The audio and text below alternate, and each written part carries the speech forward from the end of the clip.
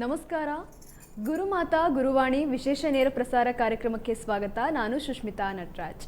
ವೀಕ್ಷಕರೇ, ಗುರುರಾಯರು ಅಂದ ತಕ್ಷಣ ಪ್ರತಿ ಬಾರಿಯೂ ಸಹ ಮನಸ್ಸಲ್ಲಿ ಒಂದು ನೆಮ್ಮದಿ ತಾಂಡವಾಡುತ್ತೆ ಅಂತಲೇ ಹೇಳ್ಬೋದು. ಯಾಕೆ ಅಂತ ಅಂದರೆ, ಗುರುರಾಯರನ್ನ ಪ್ರತಿ ಬಾರಿಯೂ ನೆನೆಸ್ಕೊಂಡ ತಕ್ಷಣ ಮನಸ್ಸಲ್ಲಿರುವಂತಹ ಎಲ್ಲ ಕಷ್ಟಗಳು, ಎಲ್ಲ ಸಂಕಷ್ಟಗಳು ದೂರ ಆಗುತ್ತೆ.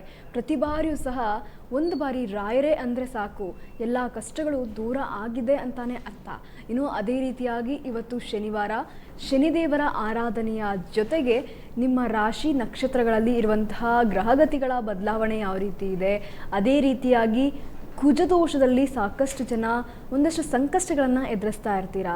ಅವರಿಗೆ ಇವತ್ತಿನ ದಿನ ಯಾವ ರೀತಿ ಇದೆ, ಮತ್ತು ಕುಜದೋಷ ಇರುವಂಥವರು ಯಾವೆಲ್ಲ ರೀತಿಯಲ್ಲಿ ನಿಯಮವನ್ನು ಪಾಲನೆ ಮಾಡಬೇಕು ಅನ್ನೋದನ್ನು ತಿಳಿಸ್ಕೊಡೋದಕ್ಕೆ ಇವತ್ತಿನ ಕಾರ್ಯಕ್ರಮದಲ್ಲಿ ಎಂದಿನಂತೆ ಶ್ರೀ ಗುರು ರಾಘವೇಂದ್ರರ ಪರಮ ಭಕ್ತಿ ಆಗಿರುವಂತಹ ಶ್ರೀ ರಾಘವೇಂದ್ರ ಗುರುಮಾತಾಜಿ ಅವರಿದ್ದಾರೆ. ಮೊದಲಿಗೆ ಅವ್ರನ್ನ ಕಾರ್ಯಕ್ರಮಕ್ಕೆ ಬರ್ಮಾಡ್ಕೊಳ್ಳೋಣ. ಗುರುಮಾತಾ, ಕಾರ್ಯಕ್ರಮಕ್ಕೆ ಸ್ವಾಗತ. ಗುರುವೇ ಶರಣಂ. ನಮಸ್ಕಾರ. ಗುರುವೇ ಶರಣಂ. ಪೂಜ್ಯಾಯ ರಾಘವೇಂದ್ರಾಯ ಸತ್ಯಧರ್ಮರತಾಯ ಚ ಭಜತಾಂ ಕಲ್ಪವೃಕ್ಷಾಯ ನಮತಾಂ ಕಾಮಧೇನವೇ ಅವತಾರ ಮಹಾಪುರುಷ ರಾಘವೇಂದ್ರ ಸ್ವಾಮಿ. ಹೇಳ್ತಾ ಹೋಗ್ಬೋದು ಬೃಂದಾವನ ವಾಸ, ತುಂಗಾತೀರ ನಿವಾಸ, ಎಷ್ಟೋ ಹೇಳ್ತಾ ಹೋಗ್ಬೋದು. ಅವ್ರನ್ನ ಎಷ್ಟು ಹೊಗಳಿದ್ರೂ ಸಾಲಲ್ಲ. ರಾಘವೇಂದ್ರ ಸ್ವಾಮಿ ಅನುಗ್ರಹ ಆಶೀರ್ವಾದ ಇದ್ದರೆ ಮಾತ್ರನೇ ಮಂತ್ರಾಲಯಕ್ಕೆ ಹೋಗೋಕ್ಕೆ ಸಾಧ್ಯ. ಅವ್ರ ಸಂಕಲ್ಪ ಇಲ್ಲ ಅಂದರೆ ಮಂತ್ರಾಲಯಕ್ಕೆ ಹೋಗೋಕ್ಕೆ ಸಾಧ್ಯವೇ ಇಲ್ಲ. ಕಾರಣ ಏನು ಅಂತ ಅಂದರೆ ನೋಡಿ, ಗುರುಬಲ ಆಗಲಿ, ಗುರು ದೆಸೆ ಆಗಲಿ, ಎಂಥದ್ದೇ ಆಗಲಿ, ಗುರು ಆಶೀರ್ವಾದ ಆಗಲಿ ಅವರಿಲ್ಲ ಅಂತ ಅಂದರೆ ನಮ್ಮ ಲೈಫಲ್ಲಿ ಏನೇನೂ ಇಲ್ಲ. ಖಂಡಿತವಾಗ್ಲೂ ಆ ಗುರು ಅನುಗ್ರಹ ಖಂಡಿತವಾಗ್ಲೂ ಬೇಕು ನಮಗೆ. ನೋಡಿ, ಒಂದು ಏನಾದರೂ ನಾವು ಸಕ್ಸಸ್ ಮಾಡ್ಕೋಬೇಕು ಅಂತ ಅಂದರೆ ಆ ಗುರುಬಲ ಖಂಡಿತವಾಗ್ಲೂ ಬೇಕು. ಇವಾಗ ಒಂದು ಮನೆ ತೊಗೊತೀವಿ, ಅಥವಾ ಒಂದು ಮ್ಯಾರೇಜ್ ಮಾಡ್ಕೋತೀವಿ, ಅಥವಾ ಒಂದು ಮಗು ಡೆಲಿವರಿ ಆಗ್ತಾಯಿದೆ, ಈ ಥರ ಒಂದು ಮಗುಗೆ ಒಳ್ಳೆಯ ಹೆಸರಿಡಬೇಕು, ಈ ಥರ ಏನೇ ಆಗಿರಲಿ, ಒಂದು ಶುಭ ಕಾರ್ಯಕ್ಕಾಗಲಿ, ಇಂಥ ಕಷ್ಟಗಳಿಗೆ ಆಗಿರಲಿ, ಆ ಭಗವಂತನ ಆಶೀರ್ವಾದದಿಂದ ಖಂಡಿತ ಎಲ್ಲ ಸ್ಟಾರ್ಟ್ ಮಾಡ್ಕೊಳ್ಳೋ ಅಂಥದ್ದು. ಹಾಗಾಗಿ ಗುರುರಾಯರ ಅನುಗ್ರಹದಿಂದ ಏನೇನೋ ಪಡ್ಕೋಬೋದು. ನೋಡಿ, ಎಷ್ಟೇ ನೋವಿದ್ರೇನೋ ಒಂದು ಸೆಕೆಂಡಲ್ಲಿ ಪಾರಾಗುತ್ತೆ. ಹೇಗೆ ಅಂತಂದರೆ ಅವ್ರ ಮಂತ್ರದಲ್ಲಿದೆ. ಅವ್ರ ಮಂತ್ರದಲ್ಲಿ ಪೂಜ್ಯಾಯ ರಾಘವೇಂದ್ರಾಯ ಸತ್ಯಧರ್ಮರತಾಯ ಚ ಭಜತಾಂ ಕಲ್ಪವೃಕ್ಷಾಯ ನಮತಾಂ ಕಾಮಧೇನವೇ. ಆ ಮಂತ್ರದಲ್ಲಿ ಅಪಾರ ಶಕ್ತಿ ಇದೆ. ಯಾಕೆ ಅಂತಂದರೆ ನೋಡಿ, ಅದಿರೋದು ಬರೀ 32 ಅಕ್ಷರ ಅಷ್ಟೇ, ಬರೀ 32 ಅಕ್ಷರ. ಆದರೆ ಬರಿತಾ ಬರಿತಾ ಬರಿತಾ ಇದ್ದವ್ರಿಗೆ ಮಹಾಕೋಟಿ ಭಾಗ್ಯ ಸಿಗುತ್ತಂತೆ.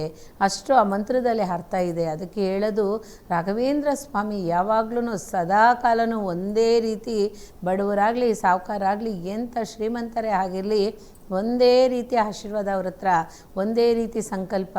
ನೋಡಿ, ಅವ್ರ ಹತ್ರ ನಾವು ಹೋಗ್ಬಿಟ್ವಿ ಅಂತ ಅಂದರೆ ಖಂಡಿತ ನಮಗಿರೋಂಥ ಎಂಥದ್ದೇ ಕಷ್ಟ ಆಗಿರಲಿ, ದರಿದ್ರ ಅಂತ ನಾವು ಬಾಯಲ್ಲಿ ಹೇಳ್ಬಾರ್ದು. ಅದಕ್ಕೋಸ್ಕರ ಹೇಳ್ತಾ ಇಲ್ಲ. ಆ ಕಷ್ಟಗಳನ್ನ ಖಂಡಿತವಾಗ್ಲೂ ಆ ಭಗವಂತನ ಪಾದದಲ್ಲಿ ಒಪ್ಪಿಸಿ, ಯಾರು ಹೋಗೋಕ್ಕಾಗ್ತಾ ಇಲ್ಲ ಅಂತ ಅನ್ನೋರು ಸ್ಮರಣೆ ಮಾಡ್ಕೊಳ್ಳಿ. ಅವ್ರನ್ನ ನಾವು ಬರಬೇಕು, ನಿಮ್ಮನ್ನು ನೋಡಬೇಕು ಅಂತ ಸಂಕಲ್ಪ ಮಾಡ್ಕೊಳ್ಳಿ. ಖಂಡಿತ ಆ ಸಂಕಲ್ಪಕ್ಕೆ ರಾಯರು ಬಂದೇ ಬರ್ತಾರೆ. ಎಷ್ಟೋ ಜನ ನೋಡಿ ಮಂತ್ರಾಲಯ ಇನ್ನೂ ಸಹ ನೋಡಿರಲ್ಲ. ಹಾಗಾಗಿ ಎಷ್ಟೋ ಜನ 100 ಟೈಮ್ ಆದರೂ ಹೋಗಿರ್ತಾರೆ. ಖಂಡಿತ 100 ಅಂದರೆ 100 ಟೈಮ್ಸ್ ಆದರೂ ದರ್ಶನ ಮಾಡಿರ್ತಾರೆ. ನನ್ನ ಮಗಳೆಲ್ಲ ಲೆಕ್ಕನೇ ಇಲ್ಲ. ಖಂಡಿತ ನನ್ನ ಮಕ್ಕಳೆಲ್ಲ ಬೇಕಾದಷ್ಟು ಟೈಮು ನಾವೆಲ್ಲ ಹೋಗ್ತಾನೆ ಇರ್ತೀವಿ. ಕಾರಣ ಹೋಗ್ಬಿಟ್ಟಿದ್ದೀವಿ ಅನ್ನೋದಕ್ಕೋಸ್ಕರ ಹೇಳ್ತಾ ಇಲ್ಲ. ಹೋಗೋಕ್ಕಾಗಿಲ್ಲ, ಹೋಗಬೇಕು ಅನ್ನೋರು ಸಹ ಖಂಡಿತ ಹೋಗಿ ಬನ್ನಿ. ಆ ಭಗವಂತನ ಹತ್ರ ಯಾವಾಗ ಬೇಕಾದರೂ ನಾವು ಹೋಗ್ತಾ ಇರ್ಬೋದು, ಬರ್ತಾ ಇರ್ಬೋದು. ಆದರೆ ನೀವು ಬನ್ನಿ ಅಂತ ನಿಮ್ಮನ್ನು ನೋಡಬೇಕು ನಾನು, ಬನ್ನಿ ಅಂತ ಭಕ್ತ ನೀನು ನೋಡ್ಬೇಕು ನಾನು ಅಂತ ಕರೆದ್ಬಿಟ್ರು ಅಂದರೆ, ಯಾರ ಹತ್ರ ಹಣ ಇಲ್ಲ ಅಂದ್ರೂ ಯಾವುದೋ ಒಂದು ರೀತಿಯಲ್ಲಿ ದಾರಿ ಸಿಗುತ್ತೆ. ಖಂಡಿತವಾಗ್ಲೂ ಹೋಗ್ತೀವಿ. ಆ ಥರ ಭಗವಂತನ ನೋಡೋ ಅಂಥ ಆಶೀರ್ವಾದನೂ ಸಂಕಲ್ಪ ಸದಾಕಾಲ ಎಲ್ಲ ಜೀವರಾಶಿಗೂ ಸಿಗಲಿ. ಅದೇ ರೀತಿ ಎಲ್ಲರೂ ನೆಮ್ಮದಿಯಿಂದ, ಖುಷಿಯಿಂದ, ಸಂತೋಷದಿಂದ, ಮುಖ್ಯವಾಗಿ ಆರೋಗ್ಯ ಭಾಗ್ಯದಿಂದ ಬಾಳಬೇಕು. ಅದಕ್ಕೋಸ್ಕರನೇ ಗುರುರಾಯರ ಅನುಗ್ರಹ ಸದಾಕಾಲ ಎಲ್ಲ ಜೀವರಾಶಿಲಿ ಇರಲಿ ಅಂತ ಪ್ರಾರ್ಥನೆ ಮಾಡ್ತೀನಿ. ಗುರುವೇ ಶರಣು. ವೀಕ್ಷಕರೇ, ಪ್ರತಿಯೊಂದು ಕಷ್ಟಗಳು, ಪ್ರತಿಯೊಂದು ಸಮಸ್ಯೆಗಳು ಸರ್ವೇ ಸಾಮಾನ್ಯವಾಗಿ ನಮ್ಮ ಜೀವನದಲ್ಲಿ ಕಂಡುಬರುವಂಥದ್ದು. ಅದೇ ರೀತಿಯಾಗಿ ನಿಮಗಿರುವಂತಹ ಒಂದಷ್ಟು ಸಮಸ್ಯೆಗೆ ಪರಿಹಾರ ಬೇಕು ಅಂತ ಅಂದರೆ ನಿಮ್ಮ ಸ್ಕ್ರೀನ್ ಮೇಲೆ ಡಿಸ್ಪ್ಲೇ ಆಗ್ತಿರುವಂತಹ 9743554266 ಈ ಸಂಖ್ಯೆಗೆ ಕರೆ ಮಾಡಿ ನಿಮ್ಮೆಲ್ಲ ಸಮಸ್ಯೆಗಳಿಗೆ ಪರಿಹಾರ ಪಡ್ಕೊಳ್ಳಿ. ಗುರುಮಾತಾ, ಇನ್ನು ವಿಶೇಷವಾಗಿ ಇವತ್ತು ಶನಿವಾರ, ಅದರಲ್ಲೂ ರಾಶಿ ನಕ್ಷತ್ರವನ್ನು ನೋಡೋದಾದರೆ ಇವತ್ತಿನ ನಕ್ಷತ್ರ ಬಂದು ಮಾಘ ನಕ್ಷತ್ರ ಆಗಿರುವಂಥದ್ದು, ಸಿಂಹ ರಾಶಿ ಇದಕ್ಕೆ ಜೋಡಣೆ ಆಗಿದೆ. ಇವತ್ತಿನ ದಿನ ಯಾವ ರೀತಿ ಇದೆ, ಅದರಲ್ಲೂ ವಿಶೇಷವಾಗಿ ಇವತ್ತು ಸಪ್ತಮಿ ಇರುವಂಥದ್ದು, ಇದರ ವಿಶೇಷತೆ ಹೇಗಿದೆ? ಖಂಡಿತ ನೋಡಿ, ಶುಕ್ಲ ಪಕ್ಷ ಸಪ್ತಮಿ ಅಂತ ಹೇಳ್ತೀವಿ. ಸಪ್ತ ಅಂದರೆ ಯಾರು? ಸಪ್ತ ಋಷಿಗಳು. ಆ ಋಷಿಗಳ ಹೆಸರೇ ಸಪ್ತಮಿ ಅಂತ ಆಗಿರೋ ಅಂಥದ್ದು. ಆ ರೀತಿ ಆ ಸಪ್ತ ಅನ್ನೋಂಥದ್ದು ಬೆಟ್ಟನೂ ಸಹ 7 ಬೆಟ್ಟ ಹೊಡೆಯ ಅಂತ ಹೇಳ್ತೀವಿ. ಹಾಗಾಗಿ ಆ ಸಪ್ತ ಋಷಿಗಳ ಆಶೀರ್ವಾದ ಅನುಗ್ರಹ ಎಲ್ಲ ಜೀವರಾಶಿಯಲ್ಲೂ ಇರುತ್ತಂತೆ. ಹಾಗಾಗಿ ಸಪ್ತ ಅಂತ ಅಂದ್ರೇ ನಮಗೆ ಬರೋಂಥದ್ದು ನೆನಪಾಗೋಂಥದ್ದು ತಿರುಪತಿ ಬೆಟ್ಟನೇ ಅಲ್ವಾ? ಯಾಕೆ ಅಂತ ಅಂದರೆ 7 ಬೆಟ್ಟದಲ್ಲಿ ಹೋಗಿ ಕೂತ್ಕೊಂಡ್ಬಿಟ್ಟಿದ್ದಾರೆ. ಹಾಗಾಗಿ ಆ ಭಗವಂತನಿಗೆ ನಾನು ನೆನಪಾಗೋಂಥದ್ದು. ನೋಡಿ, ಮಗ ನಕ್ಷತ್ರ ಅಂತಾರೆ, ಮಹಾನಕ್ಷತ್ರ ಅಂತಾರೆ, ಮಗ ಅಂತಾರೆ, ಯಾವ ರೀತಿ ಬೇಕಾದರೂ ಹೇಳ್ಕೊಬೋದು. ಅದಕ್ಕೆ ಸಿಂಹರಾಶಿ ಮಹಾನಕ್ಷತ್ರ. ಅದರಲ್ಲಿ ಏನು ಅಂತಂದರೆ ಸ್ವಲ್ಪ ನಾನತ್ವ ಜಾಸ್ತಿ. ಎಲ್ಲ ನಂದೇ, ನಾನೇ ಎಲ್ಲನೂ, ಮನೆಗೆ ನಾನೇ ರಾಜ, ನನ್ನನ್ನು ಕೇಳ್ದಿರ ಯಾರು ಏನು ಮಾಡಬಾರ್ದು, ನನ್ನ ಹತ್ರ ಪರ್ಮಿಷನ್ ತೊಗೊಂಡೆ ಎಲ್ಲ ಮಾಡಬೇಕು ಅನ್ನೋಂಥದ್ದು ಅಧಿಕಾರ ಜಾಸ್ತಿ ಮಾಡ್ತಾರೆ. ಅದೇ ರೀತಿ ಅವ್ರಿಗೆ ನೋಡಿ ಶನೇಶ್ವರ ಸ್ವಾಮಿ ಅನುಗ್ರಹ ಒಂದು ಎಳ್ಳಷ್ಟು ಸಹ ಇರಲ್ಲ. ಯಾಕೆ ಅಂತಂದರೆ ನಾನತ್ವ ಎಲ್ಲಿ ಇರುತ್ತೋ ಅಲ್ಲಿ ಆ ಶನೇಶ್ವರ ಸ್ವಾಮಿನೂ ಗುರು ಅನುಗ್ರಹ ಇರೋದಿಲ್ಲ. ಗುರು ಅಂದರೆ ಯಾರು? ನವಗ್ರಹದಲ್ಲಿ ಇರೋಂಥ ಬೃಹಸ್ಪತಿ. ಆ ಬೃಹಸ್ಪತಿನ ಅನುಗ್ರಹ ಆಶೀರ್ವಾದ ಖಂಡಿತ ಇರೋದಿಲ್ಲ. ಅದಕ್ಕೋಸ್ಕರ ಶುಕ್ರ ದೇಶ ಅವ್ರಿಗೆ ಬರೋದು ಭಾರಿ ಕಷ್ಟ. ಹಾಗಾಗಿ ಖಂಡಿತಮ್ಮ. ಹಲೋ ಹಲೋ ಹಲೋ ಕೇಳಿಸ್ತಾ ಇದೆಯಾ? ಹಲೋ ಹಲೋ ಹಲೋ ನಮಸ್ತೆ, ಎಲ್ಲಿಂದ ಕರೆ ಮಾಡ್ತಾ ಇರೋದು? ನಮಸ್ತೆ ಮೇಡಮ್, ನಾವು ತುಮಕೂರಿಂದ ಮಾತಾಡ್ತಾ ಇದ್ದೀವಿ. ಯಾರ ಬಗ್ಗೆ ಕೇಳಬೇಕಿತ್ತು? ಹಲೋ ನಮಸ್ತೆ ಮೇಡಮ್, ನಾವು ತುಮಕೂರಿಂದ ಮಾತಾಡ್ತಾ ಇದ್ದೀವಿ. ಯಾರ ಬಗ್ಗೆ ಕೇಳಬೇಕಿತ್ತಮ್ಮ? ನಮ್ಮ ಬಗ್ಗೆ ಕೇಳಬೇಕಿತ್ತು ಮೇಡಮ್. ಓಕೆ, ಏನು ಪ್ರಶ್ನೆ ನಿಮ್ಮದು? ಮೇಡಮ್ ನಿಮ್ಮ ಪ್ರಶ್ನೆ ಏನು? ಪ್ರಶ್ನೆ ಮೇಡಮ್, ನಮ್ದು ತುಂಬಾ ತೊಂದರೆ ಇದೆ ಮೇಡಮ್. ನಮ್ಮ ಮನೆಯವರು ತೀರೋದ್ರು ಮೇಡಮ್, 1 ವರ್ಷ ಆಯ್ತು. ಮತ್ತೆ ತುಂಬಾನೇ ಪ್ರಾಬ್ಲಮ್ ಇದೆ ಮೇಡಮ್, ಯಾರು ಇಲ್ಲ ನಮ್ಗೆ. ಅದು ಏನಕ್ಕೋಸ್ಕರ ಆ ತರ ಆಯ್ತು ಅಂತ ಕೇಳ್ಬೇಕಿತ್ತು ಮೇಡಮ್. ಓಕೆ, ಗುರುಮಾತಾ ಇದ್ದಾರೆ, ಮಾತಾಡಿ. ನಮಸ್ಕಾರಮ್ಮ. ನಮಸ್ಕಾರ ಮೇಡಮ್, ಕೋಟಿ ನಮಸ್ಕಾರ ಮೇಡಮ್. ನಿಧಾನದಿಂದ ಮಾತಾಡಿ. ಈ ಥರ ಮಾತಾಡಿ. ನಿಮ್ಗೆ ಹೇಳೋ ಅಂಥ ವಿಷಯ ನಿಮ್ಗೆ ಈಸಿಯಾಗಿ ಕೇಳಿಸುತ್ತೆ. ನಿಮ್ಮ ಸೌಂಡಾಗಿ ಮಾತಾಡುವಾಗ ನಿಮ್ಮ ಸೌಂಡಿಂದನೇ ನಾವು ಹೇಳೋ ಅಂಥದ್ದು ನಿಮಗೆ ಕೇಳಿಸೋದಿಲ್ಲ. ಓಕೆನಾ? ಹಾಗಾಗಿ ನಿಮ್ಮ ಯಜಮಾನರು ತೀರ್ಕೊಂಡ್ರು ಅಂತ ಹೇಳ್ತಾ ಇದ್ದೀರಾ. 1 ವರ್ಷ ಆಯಿತು. ನಿಮ್ಮ ಯಜಮಾನರು ತೀರ್ಕೊಳ್ಳೋಕ್ಕೆ ದೇಹದ ಒಳಗಡೆ ಇರೋದನ್ನೇ ಅವ್ರಿಗೆ ಏನಿದೆ ಅಂತಲೇ ಗೊತ್ತಾಗಲಿಲ್ಲ ಅಮ್ಮ. ಆ ಥರ ಹಾಗೆಯೇ ಅವ್ರಿಗಾಗಿದ್ದಂಥದ್ದು. ನೋಡಿ, ಆಯುಸ್ಸು ಯಾರನ್ನೂ ಬಿಡೋದಿಲ್ಲ. ಆಯುಸ್ಸು ಇಷ್ಟೇನ ಅಂಥದ್ದು ಆ ಭಗವಂತನ ಇಚ್ಛೆ ಆಯ್ತಾ. ಅದಕ್ಕೋಸ್ಕರ ಅವ್ರು ಹೋಗಿರೋರ ಆತ್ಮ ಶಾಂತಿ ಆಗಲಿ ಪ್ರಾರ್ಥನೆ ಮಾಡಿ, ಅದೇ ರೀತಿ ನಿಮ್ಮ ಮನೆ ದೇವ್ರಿಗೆ ಹೋಗ್ಬಿಟ್ಟು ಬನ್ನಿ, ಒಳ್ಳೆಯದಾಗುತ್ತೆ. ನೀವು ಚಿಂತೆ ಮಾಡಬೇಡಿ. ನೋಡಿ, ಒಂದೊಂದು ವಿಷಯಕ್ಕೂ ಖಂಡಿತ ಚಿಂತೆ ಮರೆಯೋಕ್ಕೆ ಸಾಧ್ಯ ಇಲ್ಲ.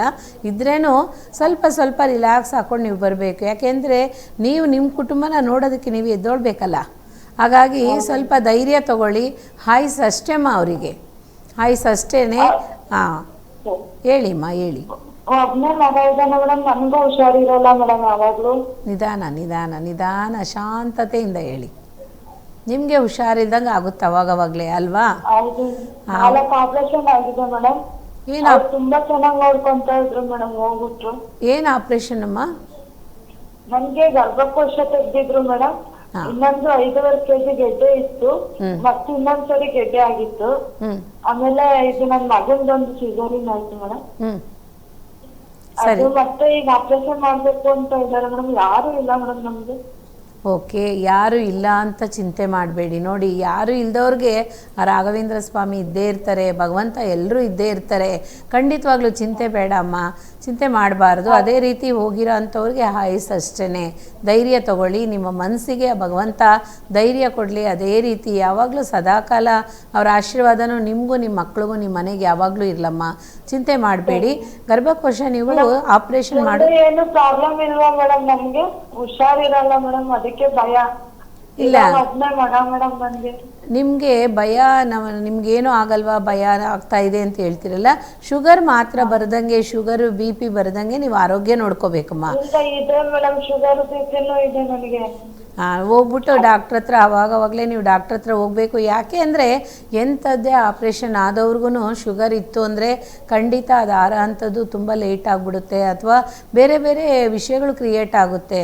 ಅದರಿಂದ ಶುಗರ್ ಇದೆ, ನಮಗೆ ಬಿ ಪಿ ಇದೆ ಅಂಥವರು ಖಂಡಿತ ಆಗಾಗಲೇ ಡಾಕ್ಟ್ರ್ ಹತ್ರ 15 ದಿವಸಕ್ಕೊಮ್ಮೆ ಇಲ್ಲ 1 ತಿಂಗಳಿಗೊಮ್ಮೆ ಹೋಗಿ ಟೆಸ್ಟ್ ಮಾಡಿಸ್ಕೋಬೇಕು. ಏನಮ್ಮ, ಮಾಡಿಸ್ಕೊಳ್ತಾ ಬಂದ್ರಿ ಅಂದರೆ ನಿಮ್ಗೆ ಅದು ರಿಸಲ್ಟ್ ಗೊತ್ತಾಗುತ್ತೆ, ಎಷ್ಟಿದೆ ನನಗೆ ಶುಗರು ಅಂತ ಅನ್ನೋದು ರಿಸಲ್ಟ್ ಗೊತ್ತಾದ ಮೇಲೆ ಅದು ಏನೆಲ್ಲ ಕಂಡೀಷನ್ ಹೇಳಿರ್ತಾರೋ ಅದನ್ನು ನೀವು ಫಾಲೋ ಮಾಡಬೇಕು. ಅರ್ಥ ಆಯ್ತಾ? ಅದೇ ರೀತಿ ನೀವು ಭಯ ಬೀಳಬೇಡಿ, ಯಾವ ಕಾರಣಕ್ಕೂ ಭಯ ಬೀಳಬೇಡಿ. ಇವಾಗ ಹೇಗೆ ಚೆನ್ನಾಗಿ ಹೋಗ್ತಾ ಇದೆಯೋ ಅದೇ ರೀತಿ ಹೋಗ್ತಾ ಇರುತ್ತೆ. ಯಾರು ಇಲ್ಲ ಅಂತ ಮಾತ್ರ ಯಾವತ್ತೂ ಯಾರೂ ಹೇಳ್ಬಾರ್ದಮ್ಮ. ಭಗವಂತ ಎಲ್ರಿಗೂ, ಭಗವಂತ ಯಾರಿದ್ದಾರೋ ಇಲ್ವೋ ಭಗವಂತ ಇದ್ದಾನೆ. ಆಯ್ತಾ? ಖಂಡಿತ ರಾಘವೇಂದ್ರ ಸ್ವಾಮಿ ನಿಮ್ಮ ಕೈ ಹಿಡಿತಾರೆ, ಸಂತೋಷ ಖುಷಿಯಿಂದ ಇರ್ತೀರ. ಭಯ ಬೇಡ, ಧೈರ್ಯವಾಗಿರಿ.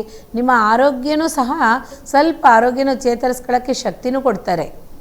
ನಾನು ಸಂಕಲ್ಪ ಮಾಡ್ಕೊತೀನಮ್ಮ, ಧೈರ್ಯವಾಗಿರಿ ಅಮ್ಮ. ನಮಸ್ಕಾರ. ನಮಸ್ಕಾರ ಅಮ್ಮ.